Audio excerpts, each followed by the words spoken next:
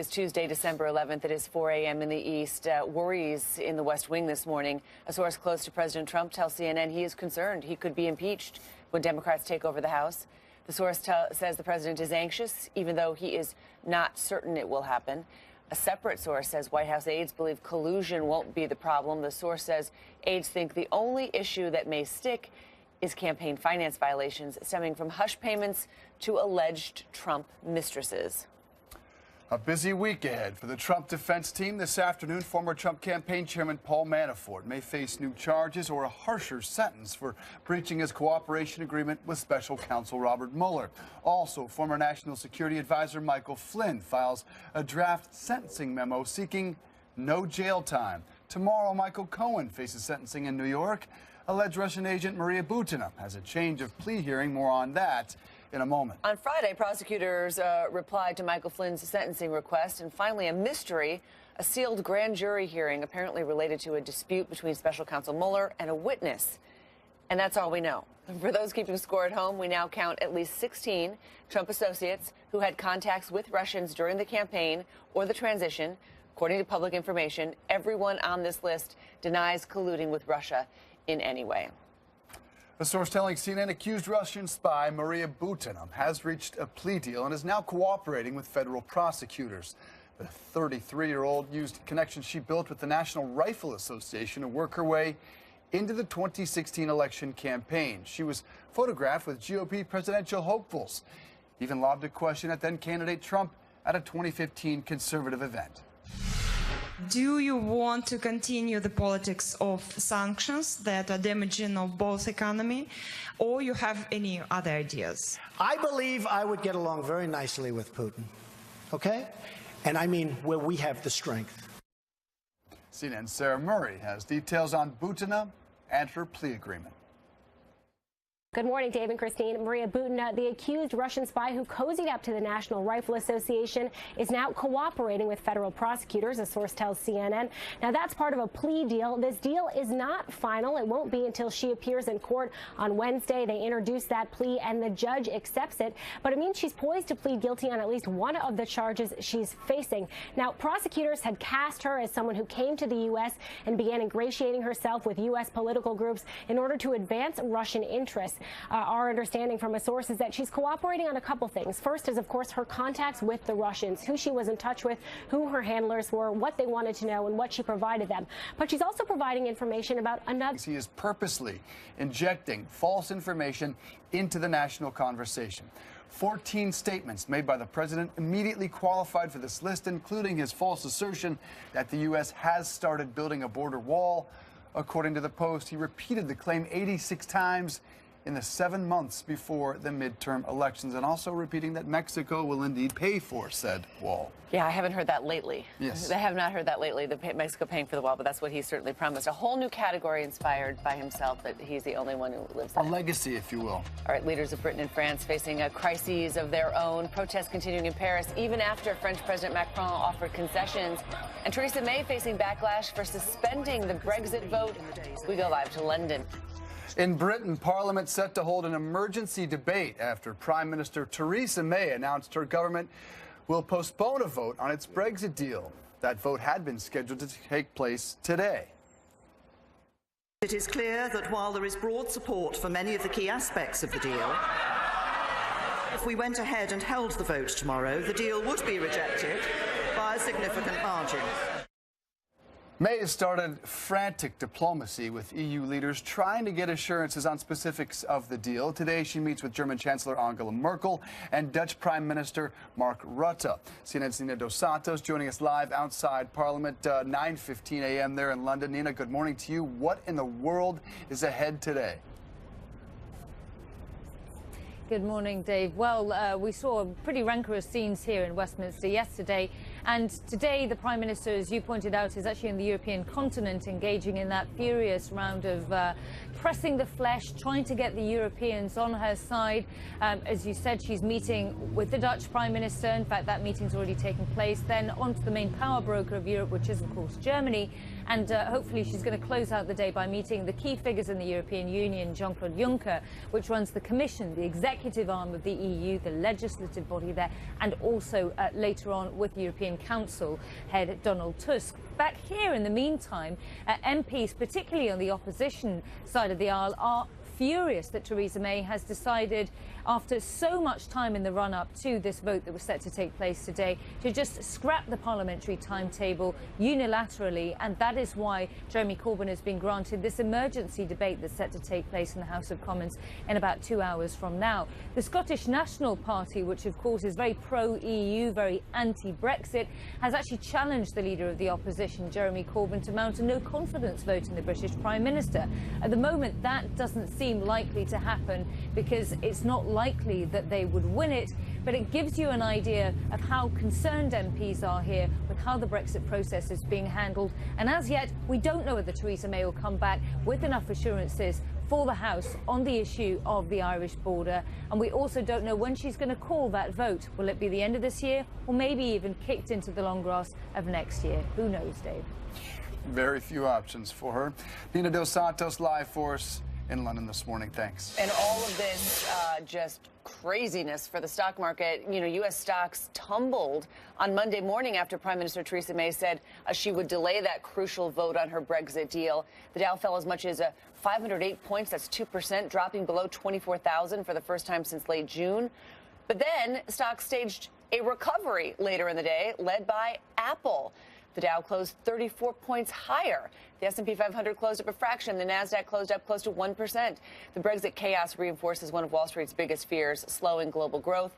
Germany and Japan are already in contraction, while China's economy has suffered from that wave of tariffs. A messy separation between the UK and the European Union is the last thing the global economy needs. French President Emmanuel Macron is promising a minimum wage increase and lower taxes in his bid to end the yellow vest protest. But showing solidarity with protesters, French students are blocking classes and activities today at high schools across the country. In his televised speech, Macron said he will ask his government to increase the minimum wage by 100 euros per month starting in 2019, and vowed to cancel a planned tax increase. Macron acknowledged that workers in rural districts don't feel heard by the government, adding that much of the anger that the people feel is just. So 2 of the 3 biggest economies in Europe, pretty much a mess at the moment. A disturbing video showing New York City police officers grabbing a child from his mother.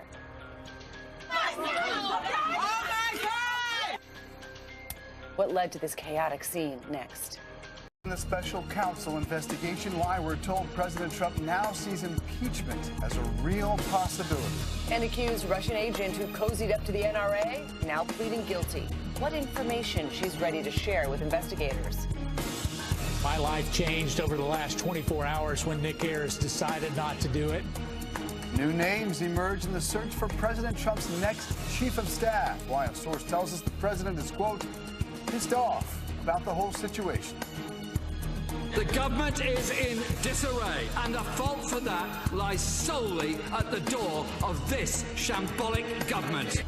UK Parliament holding an emergency debate after Prime Minister Theresa May delays the vote on Brexit. Shambolic. Shambolic word of the morning. Welcome back to Early Start. I'm Christine Romans. That was a good one, but smoking gun is my particular favorite choice. We'll take a shot at that later this morning. I'm Dave Briggs, 4:30 Eastern Time. We start, of course, in D.C. Worries in the West Wing this morning. A source close to the president tells us he's concerned he would be impeached when Democrats take over the House. The source says the president is anxious, even though he's not certain it will happen. A separate source says the White House aides believe collusion won't be the problem. The source says aides think the only issue that may stick is campaign finance violations stemming from hush payments to alleged Trump mistresses. A busy week ahead for the Trump defense team. This afternoon, former Trump campaign chairman Paul Manafort may face new charges or a harsher sentence for breaching his cooperation agreement with the special counsel, Robert Mueller. Also, former National Security Advisor Michael Flynn files a draft sentencing memo seeking no jail time. Tomorrow, Michael Cohen faces sentencing in New York. Alleged Russian agent Maria Butina has a change of plea hearing. More on that in a moment. On Friday, prosecutors reply to Michael Flynn's sentencing request. And finally, a mystery. A sealed grand jury hearing apparently related to a dispute between special counsel Mueller and a witness. That's all we know. For those keeping score at home, we now count at least 16 Trump associates who had contacts with Russians during the campaign or transition, according to public information.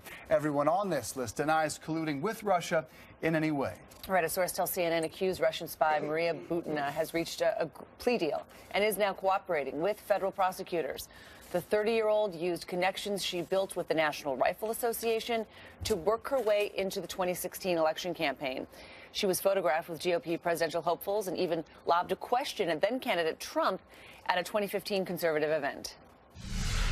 Do you want to continue the politics of sanctions that are damaging of both economy, or you have any other ideas? I believe I would get along very nicely with Putin, okay? And I mean where we have the strength. CNN's Sarah Murray has details on Butina and her plea agreement.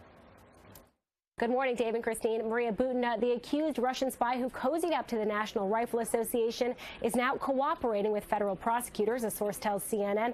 Now, that's part of a plea deal. This deal is not final. It won't be until she appears in court on Wednesday. They introduce that plea, and the judge accepts it. But it means she's poised to plead guilty on at least one of the charges she's facing. Now, prosecutors had cast her as someone who came to the U.S.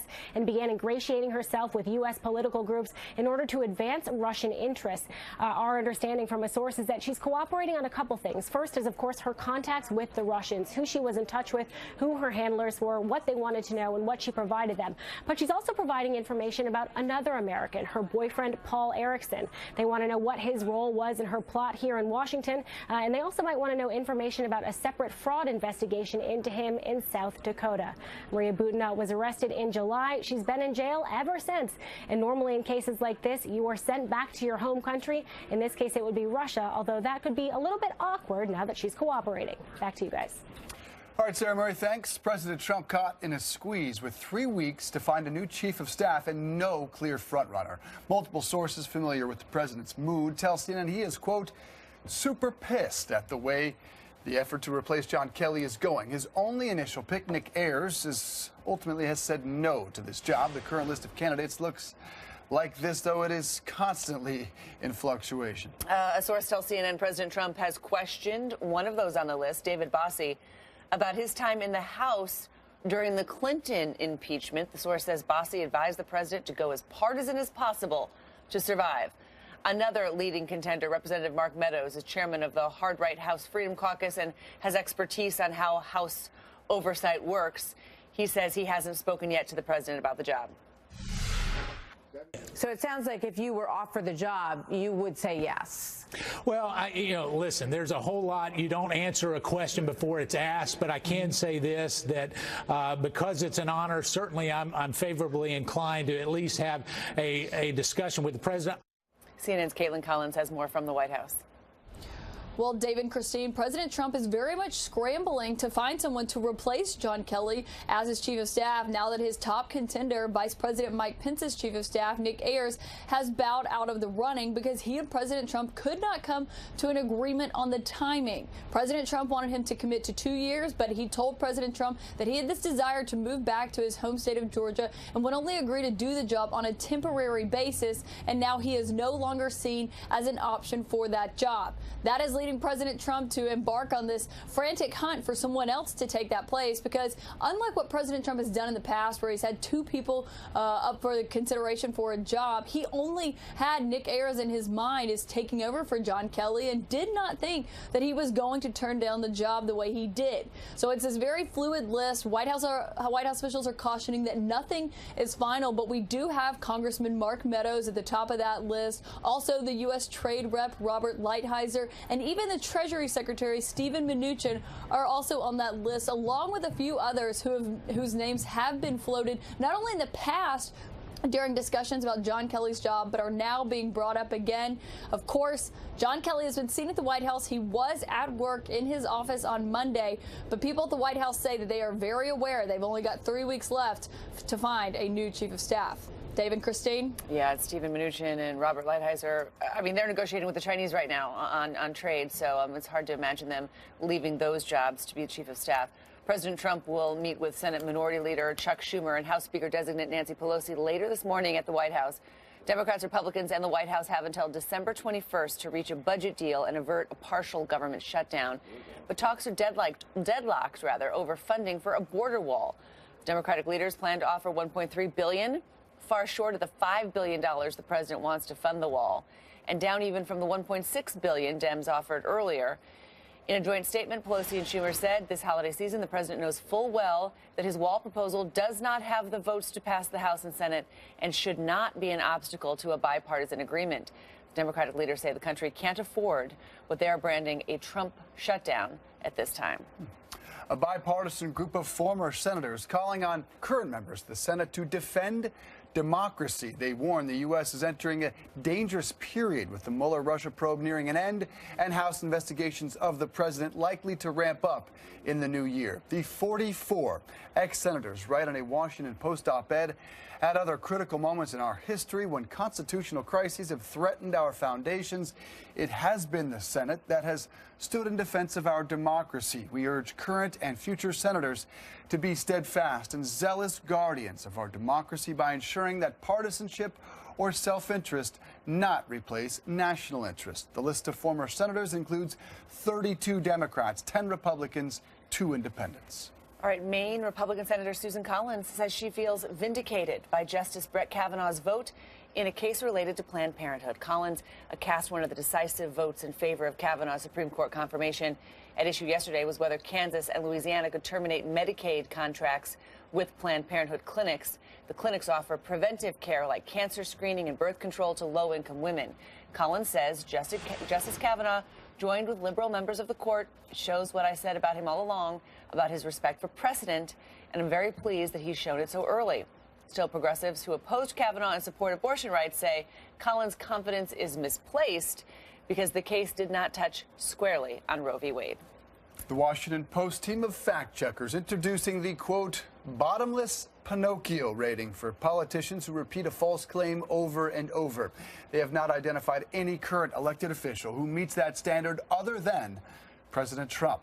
The paper says the president keeps going long after the facts are clear. He is not merely making gaffes or misstating things. He is purposely injecting false information into the national conversation. 14 statements made by the president immediately qualified for this list, including his assertion that the U.S. has started building a border wall. According to the Post, he repeated the claim 86 times in the 7 months before the midterm elections. Bottomless Pinocchio. If that were a cocktail, what would it be? I will brew that up here. All right, Google is shutting down its Google Plus social network much sooner than planned after discovering a second bug that revealed millions of customers' private information to software developers. Google will shut down Google Plus in April 2019 instead of August, as originally planned. Google said 52.5 million people were affected by a bug in a November software update. The bug allowed app developers to access profile information not marked public. App developers inadvertently had access to the data for 6 days. Google says it has no evidence the data was accessed or misused, and it did not include sensitive information like passwords or financial data. It added Google said the issue was detected during regular testing and fixed it within a week of discovery. However, this is not the first time Google has found a bug. Google disclosed a similar bug in October. At that time, Google said it discovered and immediately patched a bug in March 2018, which potentially allowed developers to access profile data that wasn't public, including usernames, email addresses, occupations, ages. The bug reportedly affected as many as 500,000 accounts. The timing is relevant. The Google CEO, Sundar Pichai, is set to testify on Capitol Hill for the very first time this morning. He has briefed lawmakers before, but he's never testified publicly. He's sitting down with the House Judiciary Committee for several hours of hearings beginning at 9:30 a.m. Eastern Time, and that should be interesting. All right. Next, leaders of Britain and France facing crises of their own. Protests continuing in Paris. Support for many of the key aspects of the deal. If we went ahead and held the vote tomorrow, the deal would be rejected by a significant margin. May has begun frantic diplomacy with EU leaders trying to get assurances on specifics of the deal. Today she meets with the German Chancellor Angela Merkel and Dutch Prime Minister Mark Rutte. CNN's Nina Dos Santos joins us live outside Parliament, and the pound at an 18-month low, and anxiety is high, Nina. That's right, it certainly is across the City of London, here in Westminster and also further afield. One of the places where the anxiety is less high is, of course, Brussels, because the EU has made it very clear that they are in no mood to tear open this 585-page withdrawal agreement that they spent the best part of a year and a half negotiating with the UK. But Theresa May is there trying to meet EU leaders to get their support, then meeting, of course, the heads of the EU Commission and Council later on today to try and get some kind of legally binding reassurances that this so-called backstop arrangement to prevent a hard border between Ireland and Northern Ireland, which is still part of the UK and will remain so, will not remain a permanent sticking point that the two sides will have to negotiate over forever in the future.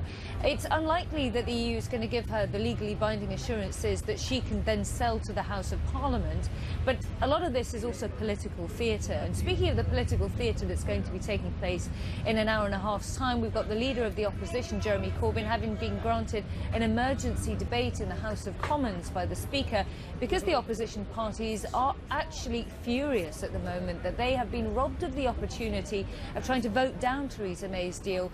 They say that they weren't consulted on the last-minute change in the parliamentary timetable and that shows contempt and is unacceptable. Of course, if they had voted it down, that could have precipitated a general election, which is exactly what the Labour opposition party wants. Christine?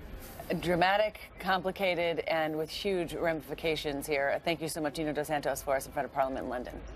A mess. Another mess in France. French students blocking classes and activities today at 170 high schools across the country, showing solidarity with yellow vest protesters trying to calm the protests. French President Emmanuel Macron gave a televised speech in which he said he'll ask his government to increase the minimum wage by 100 euros per month starting in 2019, and also vowed to cancel a planned tax increase. Macron acknowledged that workers in rural districts don't feel heard by the government, adding that much of the anger that people feel is just. Who'd you rather be this morning? Who has an easier road, May or Macron? I can't even, neither of those roads is easy at all. No idea. All right. No. Here in the U.S.